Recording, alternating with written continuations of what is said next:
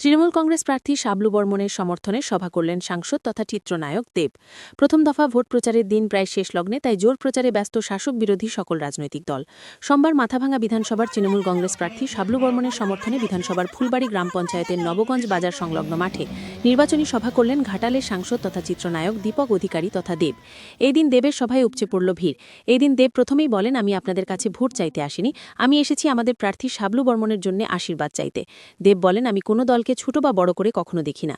দল বড় হয় কাজের মধ্য দিয়ে, দল বড় হয় কর্মীদের কাজের জন্য। আমাদের নেত্রী গত 15 বছরে যে উন্নয়ন করেছে তার কথাই বলবো। বাংলার অনেক মেয়ে আছে যাদের পরিবার পড়ানোর সামর্থ্য নেই, তাই দিদি মেয়েদের পড়াশোনা করার অধিকার দেওয়ার জন্য কন্যাশ্রী প্রকল্প চালু করেন। আবার সেই মেয়েটির বিয়ের উপযোগী হলে যাতে পরিবার একটু হেল্প পায়, তখনই চালু করল রূপশ্রী। আর এই প্রকল্প বাংলার বাইরে কোথাও নেই।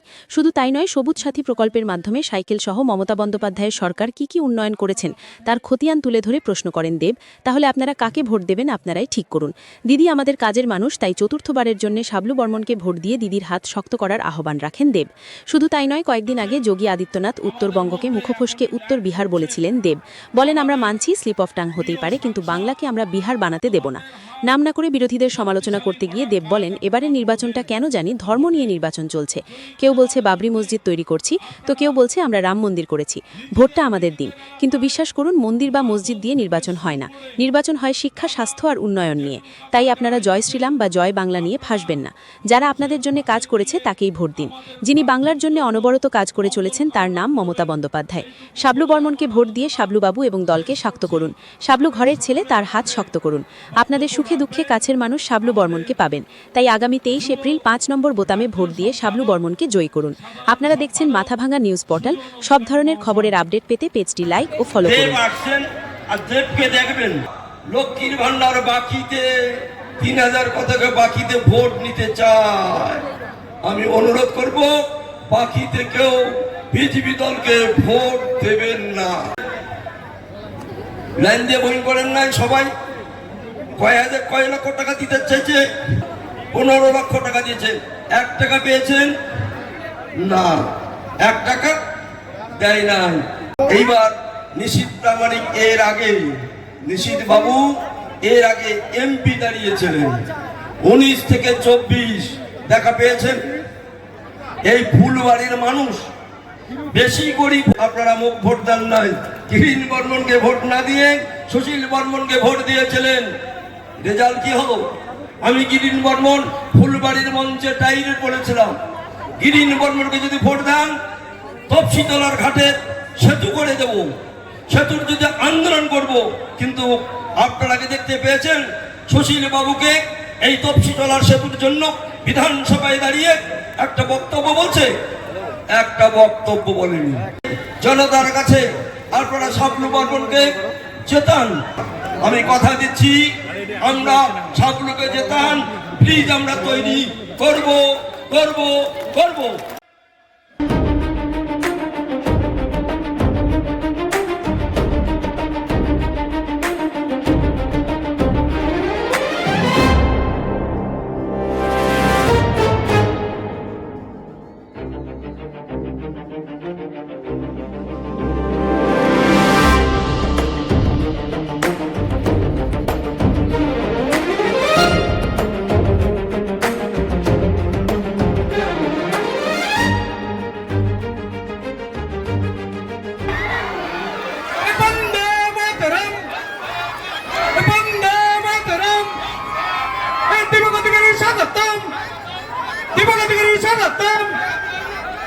সাংসদ দেব অধিকারীকে স্বাগতম। এই প্রিয় সাংসদ দেব অধিকারী স্বাগতম। এই বাংলা মায়ের দমন চালান দেব অধিকারীকে স্বাগতম। ধারণ করে নেবেন আমাদের মাথাভাঙা বিধানসভার প্রার্থী সম্মানীয় বন্দে মাতরম, বন্দে মাতরম, বন্দে মাতরম।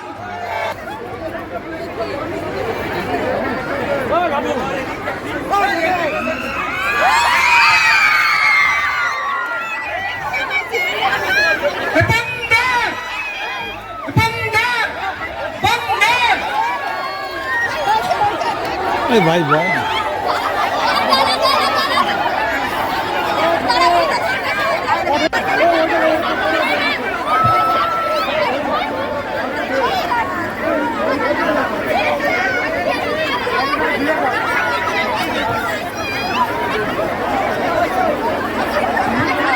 স্টেজটা কিন্তু যখন দুর্ঘটনা, আপনার স্টেজ থেকে একটু নামবেন সবাই, অনেকে নামবেন। আমাদের জন্মদিন উৎসব পালন করছে আমাদের বিধায়ক, আজকের জন্মদিন পালন করছেন আমাদের দেব অধিকারী। সবাই মিলে একটা হাততালি, জোরে হাততালি। Happy birthday to you.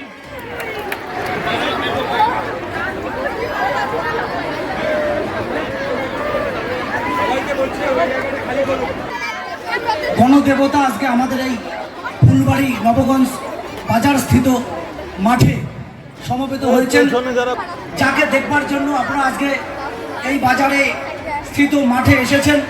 আমাদের সকলের প্রিয় অভিনেতা দীপক অধিকারী দেবের জন্য একটা জোরদার হাততালি দেবেন।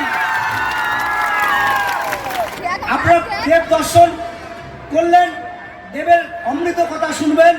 আমি শুধু এইটুকু বলবো, আমাদের জেলা চেয়ারম্যান গিরিনাথ বর্মন মহাশয় আছেন, জেলা সভাপতি যুব স্বপন বর্মন আছেন, সাধারণ সম্পাদক রাজ্যের যুব কমলেশ অধিকারী, এবং আমার একটা কথা বলে, আমি মায়েদের কথা বারবার কেন বলি, যে মায়েরা হচ্ছে কল্যাণময়ী, মায়েরা শুভঙ্করী, মায়েরা মমতাময়ী, মায়েরা দুর্গতি নাশিনী। এই মায়েদের হাত যদি আমার মাথায় থাকে, বয়োজ্যেষ্ঠ মানুষের হাত যদি আমার মাথায় থাকে, তাহলে আমাকে কোনো অশুভ শক্তি পরাজিত করতে পারবে না। নির্বাচনে 50,000-এরও বেশি ভোটে জগদীশ চন্দ্র বর্মা বসুনিয়ার কাছে হেরে গেছে। কোচবিহারের মানুষ তাকে প্রত্যাখ্যান করেছে। যিনি নিজের ভোটটা নিজেই এই বিধানসভায় কোথাও কোনো বুঝে দিতে পারবেন না, আমরা তার কাছে মাথা ভাঙার মানুষ, মাথা ভাঙার অহংকার, মাথা ভাঙার মর্যাদা, মাথা ভাঙার গৌরব ফিরিয়ে দেব না। কালো টাকা, 2 নম্বরই টাকা। কোথায় পেলেন বাবু এত টাকা? টাকা দিয়ে মানুষ কেনেন। মানুষ কি দোকানের গামছা না সাবান যে আপনি কিনলেই পাবেন? কাটবে যত, বাড়বে তত, ফুটবে জোড়া ফুল। হৃদয় দিয়ে লিখে যাব আমরা তৃণমূল, রক্ত দিয়ে লিখে যাব আমরা তৃণমূল। অভিনেতা দীপক অধিকারী দেব।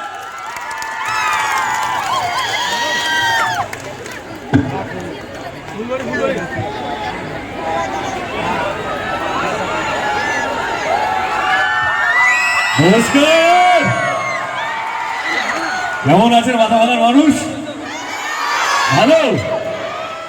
আর নির্বাচন তো চলে গেল, আর 2 দিন বাকি, তাই তো? 23 তারিখ, আচ্ছা 20 তারিখ তো আগে।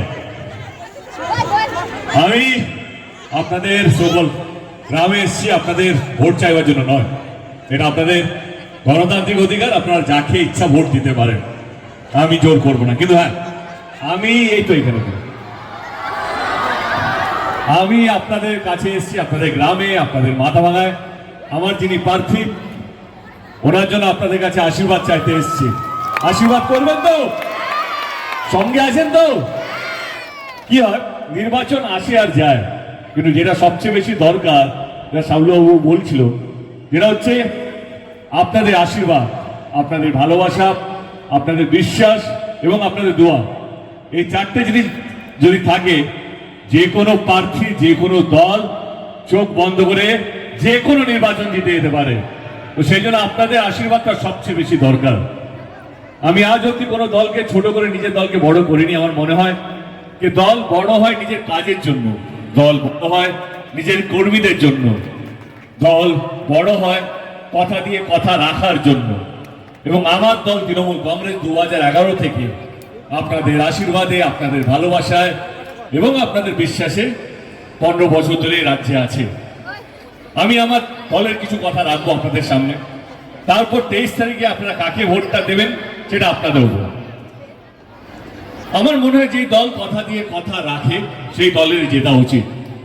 যে দলের কর্মীরা আপনাদের আশেপাশে সুখে দুঃখে থাকে তাদেরই জেতা উচিত। 2011 থেকে আমাদের সরকার এই রাজ্যে আছে, 2011-তে যাবো না, 2021-এরই কথা বলবো। আমরা 2021-এ যখন নির্বাচন হচ্ছিল, আমাদেরকে ব্রিফিং দেওয়া হয়েছিল, দিদি ছিলেন, বললেন এবারে দেব আমরা সবাইকে বলবো যদি আমরা জিতি তাহলে প্রত্যেক কটা মহিলাকে আমরা 500 টাকা করে দেব। সেই প্রকল্পের নাম ছিল লক্ষ্মীর ভান্ডার। বিরোধীরা বলল কি না, এটা সম্ভবই নয়, 500 টাকা করে বাংলার প্রত্যেকটা মহিলাকে দেওয়া এটা জীবনে সম্ভব হতে পারে না। কিন্তু না, আপনারা আমাদেরকে বিশ্বাস করলেন, পশ্চিমবঙ্গের প্রত্যেকটা মানুষ দিদিকে বিশ্বাস করলেন এবং আপনারা প্রথমবার এত ভোট দিলেন। তৃণমূল কংগ্রেস 200টার বেশি আসন পেয়ে আবার তৃতীয়বারের জন্য সরকার গড়ল। জেতার 4 মাসের মধ্যে লক্ষ্মীর ভান্ডার প্রকল্পটা বাস্তবিক হয়েছিল। যেই প্রকল্পটা 500 টাকা দিয়ে শুরু হয়েছিল, আজকে সেটা 1500 টাকার বেশি পাওয়া যাচ্ছে। তাহলে এবার আপনারা বলুন, কোন সরকারে থাকা উচিত? যে কথা দিয়ে কথা রাখে তার, না যে শুধু কথা দিয়ে ভোট নিয়ে পালিয়ে যায় তার? বলুন, যে কথা দিয়ে কথা রাখে, তাই তো? কারেক্ট।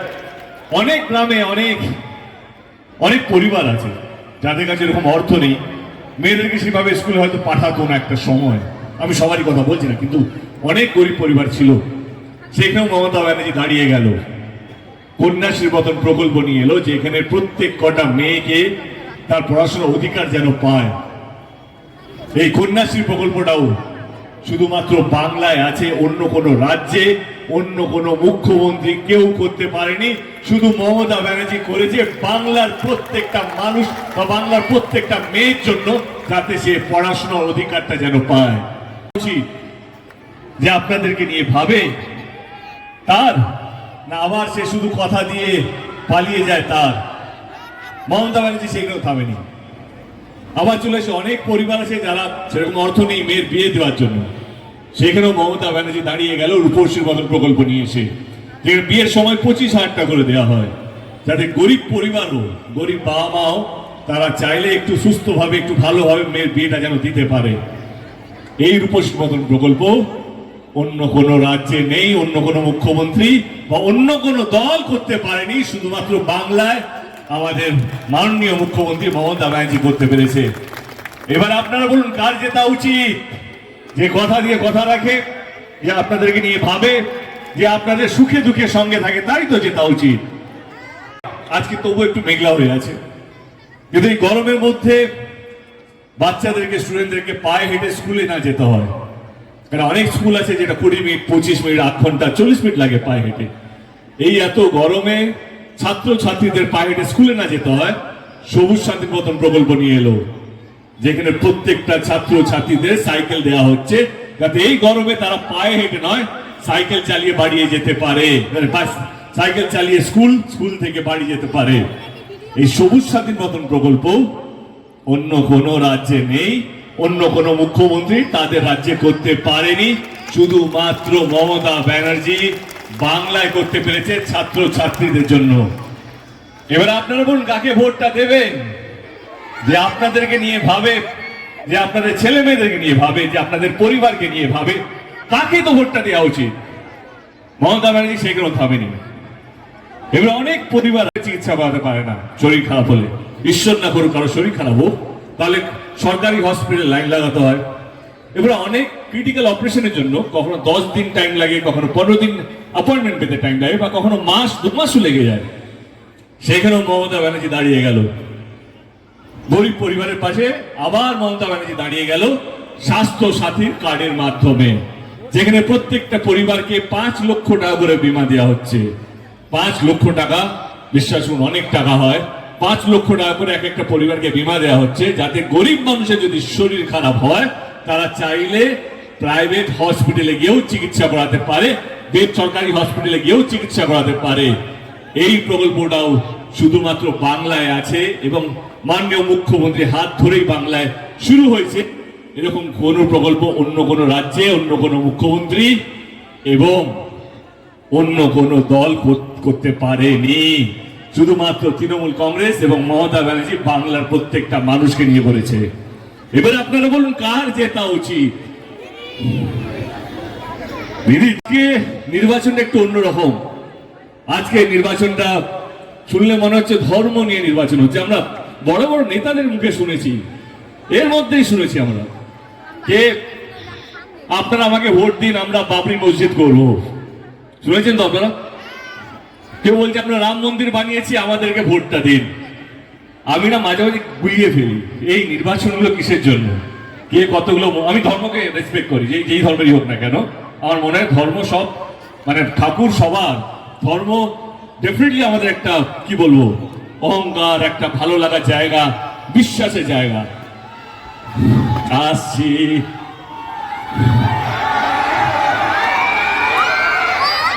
ধর্ম নিয়ে কথা বলবো, যেটা বলছিলাম বড় বড় নেতারা তারা বলছে যদি আমরা ভোট পাই তাহলে আমরা বাবরি মসজিদ করব, কেউ কেউ দল বলছে আমরা রাম মন্দির করেছি, আমাদেরকে ভোটটা দিন। কিন্তু বিশ্বাস করুন, শুধু বাংলা নয়, ভারতবর্ষ নয়, পৃথিবীতে যে কোনো নির্বাচন কোনো মন্দির বা মসজিদ বানানোর জন্য হয় না। প্রত্যেকটা নির্বাচন হয় কে কতগুলো স্কুল করবে, কে কতগুলো হসপিটাল করবে, কে কতগুলো রাস্তাঘাট করবে, কে মানুষকে বাঁচিয়ে রাখবে, মানুষকে এক রাখবে এবং মানুষকে ভালো রাখবে। এই নির্বাচনটা হচ্ছে সেই নির্বাচন। আপনারা যাকে ইচ্ছা ভোট দিতে পারেন, কিন্তু একটা কথা মাথায় রাখবেন, আপনারা কিন্তু জয় শ্রীরাম বা জয় বাংলার মধ্যে ফাঁসবেন না। আমি আর বলছি, আপনারা কিন্তু জয় শ্রীরাম বা জয় বাংলার মধ্যে ফাঁসবেন না। যেই সরকার আপনাদের পাশে আছে, পাশে ছিল, পাশে থাকবে, সেই সরকারের হাতটা শক্ত করতে হবে। যে সরকার আপনাদের বাচ্চাদেরকে নিয়ে ভাবে, আপনাদেরকে নিয়ে ভাবে এবং প্রত্যেকটা বাংলার মানুষকে নিয়ে ভাবে, সেই ধর্ম যেই ধর্মেরই হোক না কেন, সে হিন্দু হতে পারে, মুসলমান হতে পারে, যে কোনো ধর্মের হতে পারে, তাকে নিয়ে ভাবে, তারই হাতটা শক্ত করবেন। 23 তারিখে নির্বাচন। আমি প্রথমেই বলেছি আমি আপনাদের ভোট চাইতে আসিনি, কিন্তু হ্যাঁ নিশ্চয়ই এটা তো বলতেই পারি যে আমার দল গত 15 বছরে কি কি করেছে সেই কথাই আমি আপনাদের সামনে রাখলাম। যদি সত্যি আপনাদের মনে হয় যে আমার দল, আমাদের নেত্রী মমতা ব্যানার্জি আপনাদের জন্য এবং বাংলার প্রত্যেকটা মানুষের জন্য কাজ করতে পেরেছে, তাহলে 23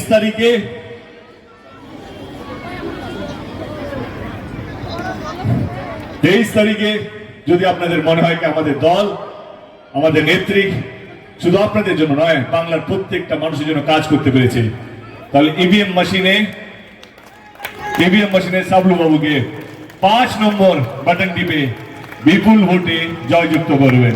আবার বলছি, ইভিএম মেশিনে 5 নম্বর বাটন টিপে সাবলু বাবু এবং দলের হাতটা শক্ত করবেন। আমি একটাই কথা বলতে পারি, উনি এখানকার ভূমিপুত্র, উনি আপনাদেরকে বেশি দূরে যেতে হবে না, না 3 ঘন্টা না 2 ঘন্টা, কাছেই ছেলে, বাড়ির ছেলে, গ্রামের ছেলে, আপনাদের ওর হাতটা শক্ত করুন, দেখবেন ও আপনাদের কোথাও ছেড়ে যাবে না। ইতিমধ্যে আমরা দেখছিলাম উত্তরপ্রদেশের মুখ্যমন্ত্রী বললো উত্তর বিহার বাংলা এসে, ঠিক আছে বুঝতে পেরেছি স্লিপ অফ টাং হয়ে গেছে, হয়তো আমাদের সবারই একটু একটু স্লিপ অফ টাং হয়, কিন্তু একটাই কথা বলবো, আমরা এটাকে বিহার বানাতে দেবো না, বাংলাকে বাংলায় রাখবো এবং বাংলা সংস্কৃতি যেখানে বাংলার মধ্যে সমস্ত ধর্মের মানুষ এরকম ভাবে থাকে, বাংলার মধ্যে সমস্ত রাজ্যের মানুষও থাকে, অনেক বিহারি দাদা বোনেরাও থাকে, অনেক ইউপি দাদা বোনেরাও থাকে, অনেক নেপালি ভাই বোনেরাও থাকে, অনেক মানুষ থাকে। বাংলার এটা গর্ব, বাংলা এটা শক্তি, বাংলা এটা ঐতিহ্য, বাংলার এটা সম্মান। 23 তারিখে নির্বাচন, সুস্থভাবে ভোটটা দেবেন এবং আবার একবার বলছি, যদি আপনাদের মনে হয় আমার দল এবং আমাদের সাবলু বাবু আপনাদের হয়ে কাজ করতে পারবে, তাহলে ইভিএম মেশিনে 5 নম্বর বাটনটা টিপে আমার এই ভাইটাকে বিপুল ভোটে জয়যুক্ত করবেন। Thank you so much. আজকে অনেকগুলো সভা আছে, রোড শো আছে, দেখা হবে আপনাদের সবারই সঙ্গে জেতার পর।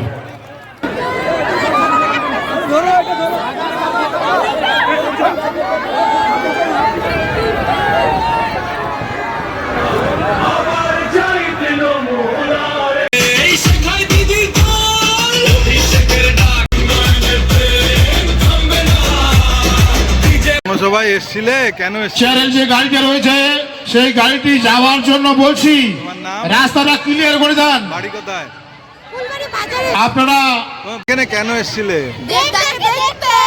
তোমাদের নাম? চ্যানেল যে গাড়িটি রয়েছে গাড়ির ড্রাইভারকে বলছি, আপনি রাস্তাটা ক্লিয়ার করে দিন দাদা, কোথায় বাড়ি?